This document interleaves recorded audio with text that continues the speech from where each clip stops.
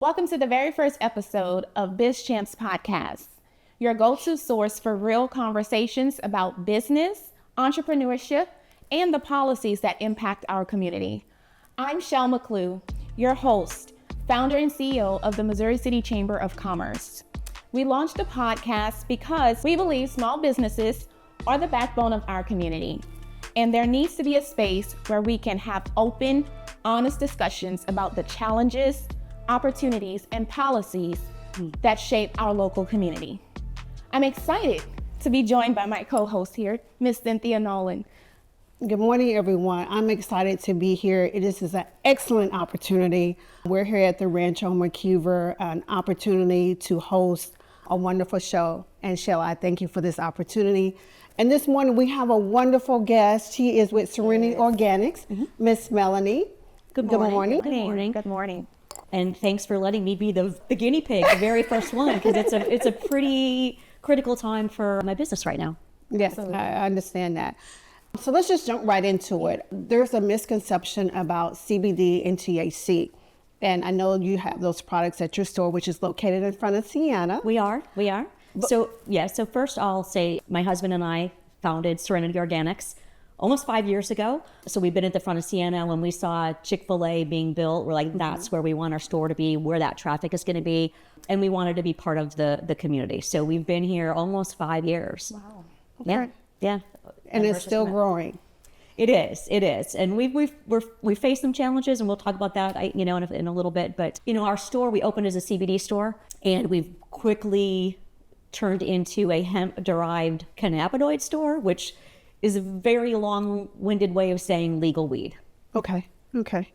Let me ask you this. I'm going to recant it back to the first question. Yeah. A lot of people have a misconception about CBD and THC. Yes. What's the main difference? Okay, well, first I'm going to start with the difference between hemp and marijuana, right? Okay. Because that's kind of where they're both cannabinoids in both plants. Okay. Think about hemp and marijuana as twins, right?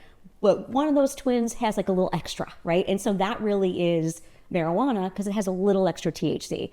So really the only difference between the two plants, they're both cannabis plants. The only difference is how much Delta-9, specifically Gotcha. THC, is in there. Gotcha. So so it's more of a legal definition than a biological one. Okay. So if a plant has less than 0.3% Delta-9, it's called hemp. And if it has more, it's called marijuana. That's really the difference. Okay.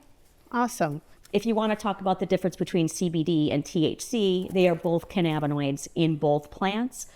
They're both known for basically anti-anxiety, anti-inflammatory. THC is an intoxicant where CBD is not. Okay. Awesome. Thank you. So with the growing demand for organic wellness products, what challenges and opportunities have you faced as a small business owner in this space? I think the biggest challenge, two biggest challenges is it stems down to one, it's lack of education, right? So the consumer doesn't have the education, and nor does the legislator. We're facing some difficult times in this legislative process right now. There could be a vote to ban everything that's in my store as early as tomorrow in the Senate. So every 2 years we go through this process. So it becomes, are we selling marijuana? I mean, that's really kind of what it boils down to. We're selling an intoxicant. And so there's not a lot of regulations on it. So I think that those are things that we're all for. But education, right? It is, we basically legalized marijuana and we called it hemp, honestly. Okay. And what are the other challenges that you face? I do know that legislation wants to cancel it out. Yes. What was their main reason why? Okay, so that's I think I read a quote today from the Texas Cannabis Collective, and it said, imagine accidentally creating $1 billion business that employs 100,000 people, generates sales tax, and then burning it to the ground, and that's not the Texas way. So it is, the hemp bill was passed federally in 2018, legalizing hemp. In Texas, it was legalized in 2019. Okay. And the law is very specific, right? So it says that the hemp plant has to have less than 0.9%. So we've been able to make gummies or make edibles and things that have stronger amounts of THC in there while keeping it legal.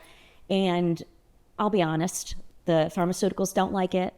The alcohol companies don't like it. And now the marijuana companies don't like it. Marijuana has become a very, very big business. There is medical marijuana in the state of Texas, and there's 3 basically companies that want a monopoly on it, and they don't like the mom and pops, right? And so the ag commissioner just came out recently saying he's torn because he didn't want to see marijuana legal in Texas, but he also knows that this will hurt a lot of mom and pops, mama stores like me that employ people. Yeah, absolutely. So what advice would you give to other small business owners navigating in this industry regulations and government policies like Senate Bill 30? Yeah, I think that again, when we started, it was a CBD store, right? So there wasn't really, the THC business hadn't started, the Delta 8, the Delta 9, we hadn't, that wasn't there. And then because it became so popular so quick, the suppliers got very, very, and they're chemists, right? It's chemistry. Right. So they started creating these other products. And what I didn't do in the very beginning is get the education. This was kind of my husband's baby. I mean, I was always in corporate retail, so I was always a merchant. I could buy anything. He was the cannabis expert, and so there wasn't a lot of information in 2018 and 2019 when those bills were passed. He kind of had this idea.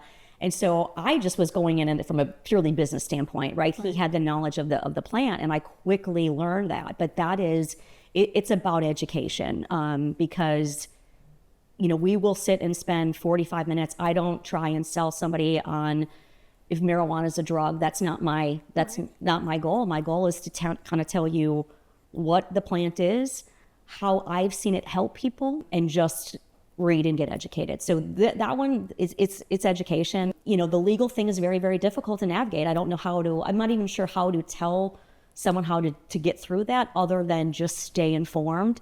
I did write letters to our local representatives and senators. There was a hearing a couple weeks ago that I didn't go to, but I plan on going to the next one that will be in the House of Representatives. But really is just getting education on running a hemp business and on the legal aspects of it, understanding why it is legal and why we can do the things that we do. Do you find that you have a lot of products or people that have animals in the veterinarian industry We do now marketing towards CBD or the THC? We do. And we do sell products for pets. We do have our vet does recommend people to come to our store. It's funny is that you can't really do research on animals to kind of see other than, watch their behavior. But I think that, and the vet has said this, that he thinks that the animals have a higher tolerance than we think that they do. So, but we see people 4th of July, New Year's Day, when a storm's coming, and just some pets that just are anxious. Yeah. But it's not a huge part of my business, but it's definitely a part of the business. I think we briefly had talked about when we met before about autism and for behavioral health.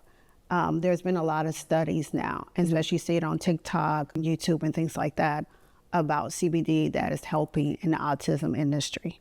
Yeah, definitely. So I'm not going to get into a lot of science, but people should read this. We have an endocannabinoid system.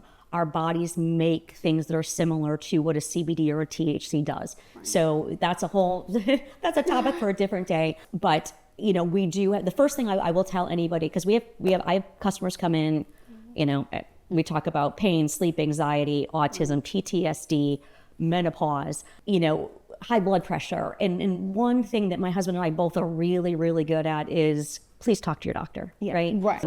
I'm not a doctor. I'm not a pharmacist. So all I can tell you is kind of what we've seen with our customers. I do have parents with children with autism. I have one customer whose son has Tourette's, and CBD and a smidge of THC has helped. But again, I cannot, nor will we prescribe something, but we can kind of just tell you what we've seen from our customers. Okay, awesome, thank you. So I know for myself, this definitely changed my life. Mm-hmm. From having multiple spinal surgeries, having literally a closet pharmacy at home. I no longer take those medications. I now just take, a small piece of gummy every other day just to, to help me cope. And I know you hear countless stories like this all the time for your customers. If this passes, what is the impact, not just the economic impact, but the impact on the customers that you see day to day? Yeah, so it's funny. The economic impact is huge. It's a $10 billion business. The sales tax is huge. I just read an article that I thought it was about 50,000 employees in the state of Texas, but it could be closer to 100,000. So the economic impact is huge.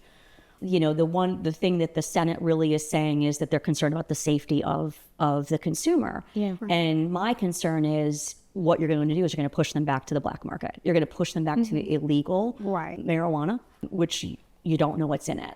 One thing about our store is from day one, everything is third-party tested. We don't make anything ourselves, and all of our products are tested either by customers, myself, my husband. He's got a higher tolerance. I have a low tolerance. We're really good to play things off of each other. Right. But the impact is it's not going to go away. People are finding relief in some of these products, so it's going to push it back to the illegal market. We do believe we should have never. So the one thing, there's flaws in the law, right? There's not an age limit on the law. Well, shame on us, right? It's not CBD, but THC is an intoxicant, and you're allowing for a certain percentage. So 21, right? We've never sold to anyone under 21, even though someone could come in and buy CBD gummies right now under the law. Smokables, not so much. But I think the impact, again, I was in the letter that I wrote, economically, I would close the store, but it's not really, I can find something else. It's the impact on the customers. Again, I've had people come in tears, they're like, don't let them take this away. And so we're going to fight. The Senate's going to do what their Senate's going to do. We knew the Senate was going to do this back in April and May. There's been 2 hearings. So we're gonna take it to the House, and we're gonna fight this as hard as we can. Absolutely. And because it's helping people. And I think the other thing is that we've seen really the last year is people not wanting to drink as much alcohol or no alcohol at all. And so they still want to be social. So you're going to see people like Eighth Wonder have a whole cannabis line. Specs is carrying it. Total Wine is carrying it. So it's much more mainstream than it was 5 years ago. People are accepting of it because they understand it now. I want to ask a question. When we had the pandemic, everything went to online. Yeah. Do you find that now people are buying online that has affected your business, or does it enhance your business? No, I think the online, I'd be very nervous about buying it online. Okay. Unless you're buying it from a reputable, like all of the products in our store, you can go online and buy that. We opened during the pandemic. And so what was interesting about that, we did. We had June of 2020. And the reason, it was hard, right? We were in a brand new building. There wasn't a lot of traffic. But if people came and saw us, it's because they really needed it, and we saw them again. Right. We opened the store. I had a huge display of like skincare. Right, nobody wanted that. I learned that very quickly. Nobody wanted that. They were looking for pain, anxiety, sleep. Yeah. Those were the 3 things we heard from day one. And once they came in our store, then we saw them again. We created the store to be health and wellness. I sell recreation. I'll be honest. I do sell flower that looks and feels and smells just like marijuana because but that was never our intent. Our intent was really education and consumer safety and talking through stuff. We wanted it to feel mainstream. We wanted it to feel comfortable. We did not want it to feel like a head shop or a smoke shop. Right. And so, but that took a little time because I think, the mistake I made was I just started marketing stuff. Here we are, instead of going out to the public like I do now, so they can see me, right? I'm not intimidating. Right. I don't think I am, but I'm going to tell you everything about it. And I'm going to beg you to really go slow, to start slow and just kind of figure out what works for you. Being that you're in the front of a master plan community in Siena, do you find that most of your customers are from Siena, or your customers on the out base of Siena? I think the majority of our customers are Siena, Riverstone, Fresno. I do have people coming from Pearland. I do have people coming from Houston. Because again, we are different. I'm not saying there aren't other stores like us. I wouldn't do great off of I-10 and Energy Corridor, right? That's not my business model. So I do feel like we've gained it's trust, right? Yeah, this is a high risk, considered a high risk product. hell, the banks can't even, I can't even really get a bank account because of the nature of the business. But that, and going back to the question about someone starting, is gaining your consumers' trust on day one. Yeah. We did it because they came in the store, but I should have went out in the community. Okay. Now it was during COVID, so I couldn't, but the second that we could is when I should have really started kind of talking about who we are and why we're here and why we're so important. Yeah. Because I think that's one of the things is the community doesn't realize the importance, for myself, when it comes to healthcare as a small business owner, there's not many options out here but to just pay out of pocket. So for a lot of the things that I need, especially my medicine, I travel to Mexico to get it because it's more affordable and I can get it in bulk. Yeah. So meeting you and being educated, I would never wanted to touch any of it. Yeah. I have a CDL. I'm not about to lose my license. I'm thinking of all these things. But once I got the education side and realized what I can take, what actually helps me, it's been almost a year now. And I went. Has it been that long? I went almost 3 years with not being able to walk, not being able to be sociable, not being able to spend time with my 8 kids and enjoy their activities. And now I'm doing all of that. Yeah. And it's just by being educated and trying something, that's actually affordable and right there at my local store. Yeah, you bring up 2 points. So, obviously I'm a Gen Xer, right? Living in the burbs. And I was Nancy Reagan, marijuana is a drug and drugs are bad, right? And I will talk to people about that commercial that, here's the egg and that's your brain on drugs, right? Mm-hmm. It screwed up an entire generation, or at least made us believe something that maybe, not exactly true. I was not that I hadn't tried things, as a teenager, wasn't my thing. And I'm a type A, right? I don't like to not be in control, right? So I never wanted to use it for a high kind of thing, but again, type A. So shoulders are up here. I take a little bit every single day as part of my supplement, right? I'm kind of a representation of a lot of my customers that it's not about the high, it's about the calm. Again, then you start getting into the sleep and things like that. I have a question for you. Yeah. If you had individuals that wanting to get into the industry, what would you recommend for them? How would they start?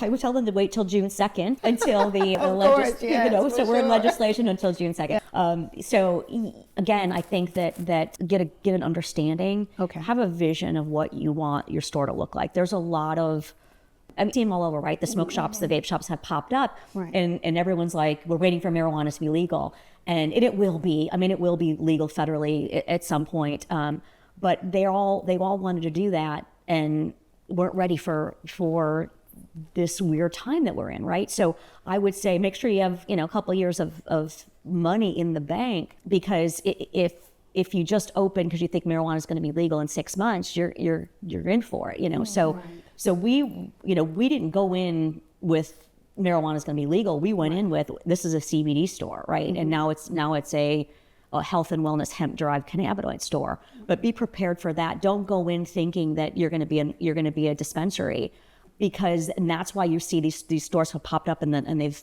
gone away, because they didn't have the business mind of it. They just thought, okay, I'm going to get rich because I'm going to sell marijuana, right? Right. It doesn't work like that. It does not work like that. Definitely, for sure. And it's interesting that you say that, because a lot of people, that's the big buzz right now. Yeah. And no pun intended, right? That's the big buzz. Yeah. And other states, it's legal. The states like it's bringing in money for the states. They're able to do things. Of course, Texas is a little different.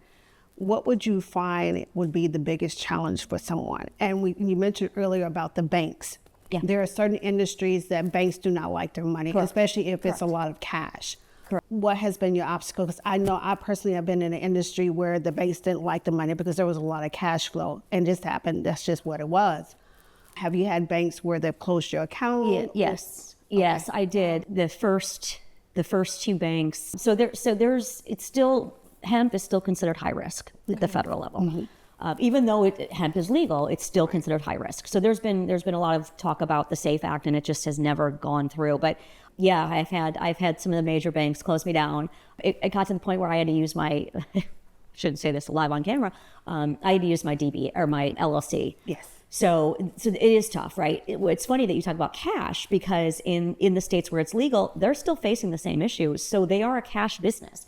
So when you have a multi-million-dollar industry in Colorado, it's cash. And that's why it kind of creates some, could be theft. I mean, so that's why you see armed security guards. Yeah. So for us, I was able to get through the bank thing. Because I'm going to fly under the radar, right? I'm a mom and pop. I'm a one-store operation.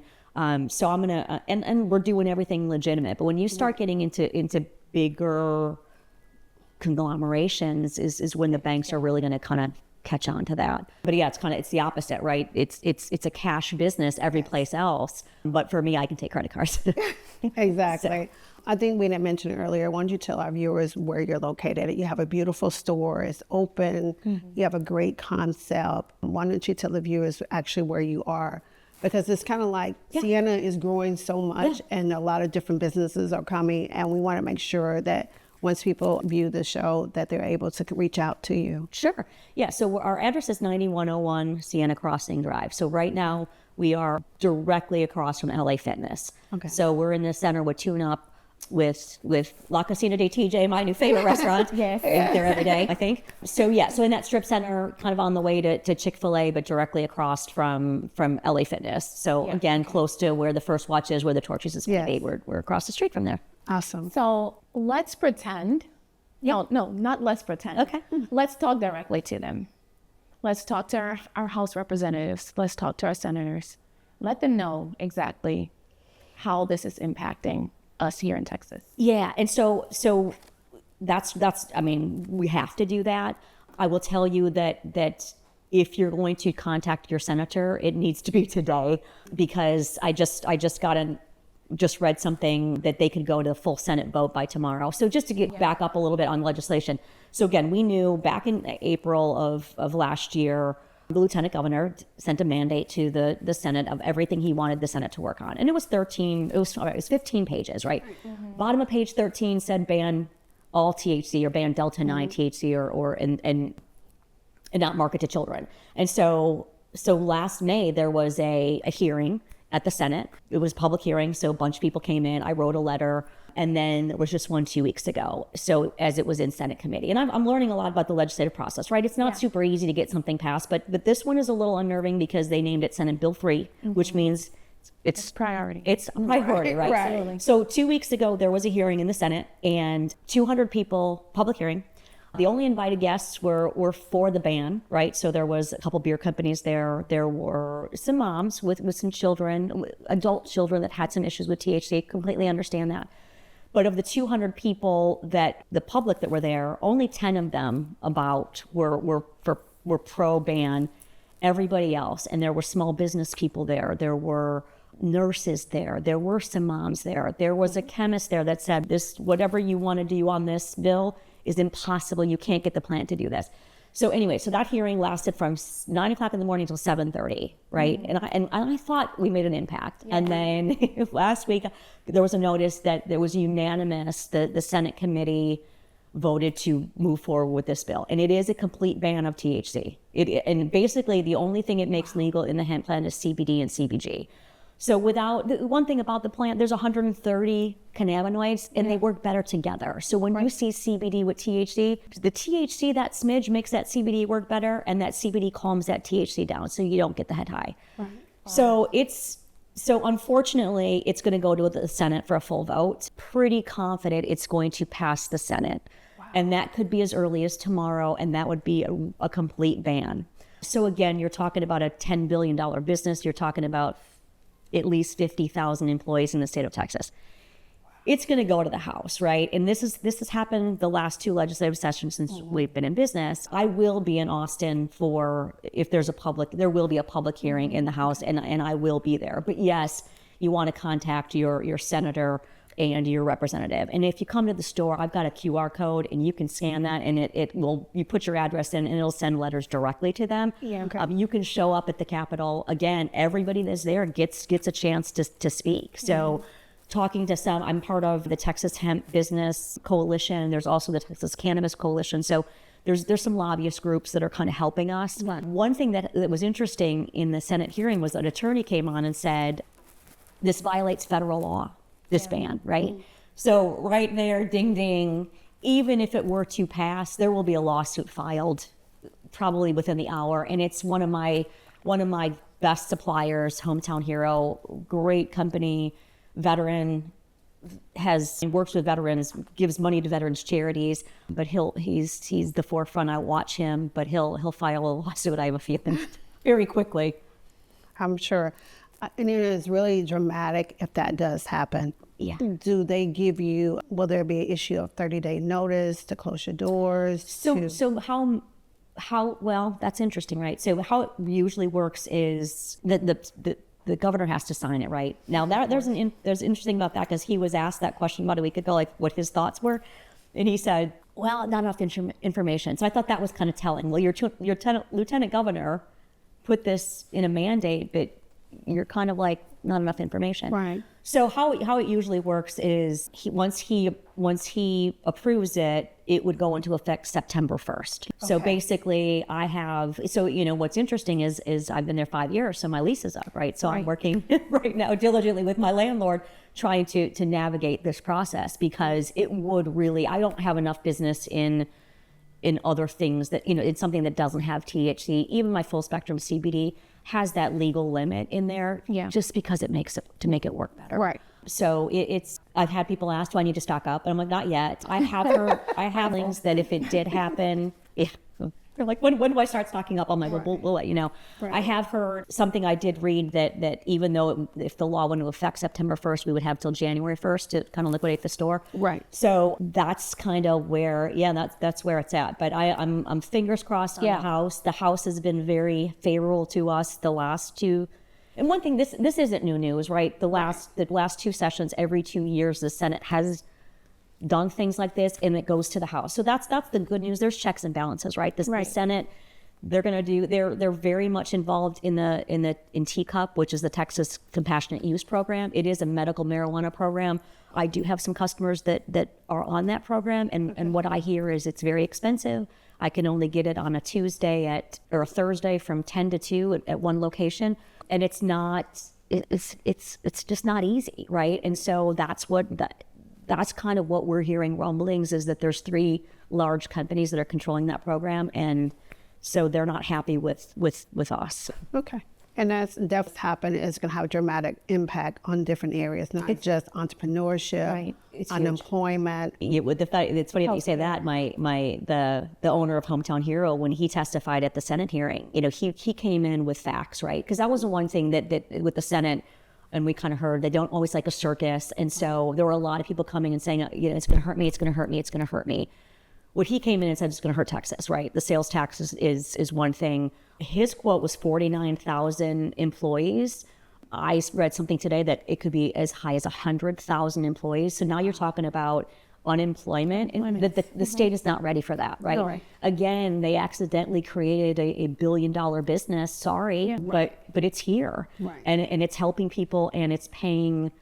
It's employing people, and it's paying sales tax. So put some regulations on it. We don't want to market to kids. We never. Correct. So those are the things that we're all in favor of. Absolutely, child-proof packaging. Absolutely, take the funny colors, or don't call it Fruity Pebbles. Keep it out of the hands of kids, right? But and make it 21. We're all for that, Right. My hemp license is very, very reasonable. Even if that was the other argument, is there's only 6 people in the whole hemp department of the Department of Health Services. Well, it had a few more people. The last statistic was there's 8,000 hemp licenses, retail hemp licenses. I know there's more than 8,000 people selling it, right? There's some bad people. So one of the arguments that we said was, let's go weed out the people that aren't doing the right thing, right? And not, don't punish the ones that are actually doing one. Correct. Exactly. Had a legitimate business. I think that's in the industry that you have. There's always, they say, bad apples in the industry that ruins it for everybody. Yeah. So that's just the norm. Yes, absolutely. Good. Well, this was great. Yes, awesome. This was great. Fun. Yeah. It's I welcome everybody into the store. And I've begged people to not buy anything in my store, if they weren't ready for it. So we're here to educate, and if you feel comfortable enough to try something, you know, we've got sample sizes and things like that, so you can get a feel for it and get a better understanding. But I have had people that are like, I've never smoked marijuana in my life and I don't believe in this, and have come back and are now our regular customers. Again, once they understand, once they, you know, I have brochures in the store, there's books, you can go online, you can talk to your doctor. Some of them are not ready to talk about that yet, but that is our biggest, you know, and I didn't know that on day one, right? I thought I was opening a retail store, right? Retail was my background, and now I feel like we're part of the community, and we're it's more of a service, you know? Yeah. And so when you talked about online before, I'd be scared to buy it online because you need to understand. And we had people come in, I'm getting this from Amazon. I'm like, well, that has no CBD in it. Or, hey, that you got that out of California. That's illegal in Texas. So I don't like the online business only because people have to be educated first, and then once they're comfortable, then that's fine. But you there's a lot of bad things online as well. Right. But I am really excited. Thank you so much for coming Thank you. on. Appreciate it. Our first segment, and especially a topic that is high priority throughout many states, not just Texas alone in the South. So, and we're also excited. I know I live in Siena. She lives close by. I live in Siena. Okay, and I'm sure the community is very excited that you're there, and especially being that they're growing. You know, and anything that we can do to help promote your business and even help educate those that are in the industry, and especially from a standpoint, from a medical standpoint. Right. Absolutely. Awesome. Well, awesome. That's definitely a wrap on our first ever episode of BizChampz Insider. Yeah, so we appreciate all of you for tuning in, engaging, and being a part of this with us. A huge thank you to Melannie. Of course. Serenity Oh, Organics. absolutely. Thank you. And absolutely thank you to the Rancho McKeever for sponsoring this episode. We started BizChampz Insider because businesses in Missouri City and beyond deserve a platform where real conversations can happen. And that's what we have today. Thank you so much, Cynthia. You're Thank you so much, Melannie. Of course. Thank you. Thanks for. Be sure to follow our show at BizChampz on all platforms. Like, subscribe, and share. Cynthia, do you have any last remarks? No, none really. Just excited for the opportunity to host something of such for all businesses, and excited for you. And we definitely are going to reach out to our congressman and get our votes. Awesome. I appreciate that. And push that for you. And hopefully it comes out in your favor. You said June 3rd? Well, June 2nd is when the Texas legislature, when they end their session. So Okay. we'll know by then how the state of Texas is. Federally is a little different. I don't think it's a priority right now at the federal level. So right now we're focusing on Texas. Well, we wish everyone very success in that for you. Thank you. Appreciate that. All right, so if you want to be a part of our show, if you want to be a guest on the show, you want to submit a topic or sponsor any of our episodes, visit us at bizchampz.com. All right, well, until next time. All right. It's a wrap.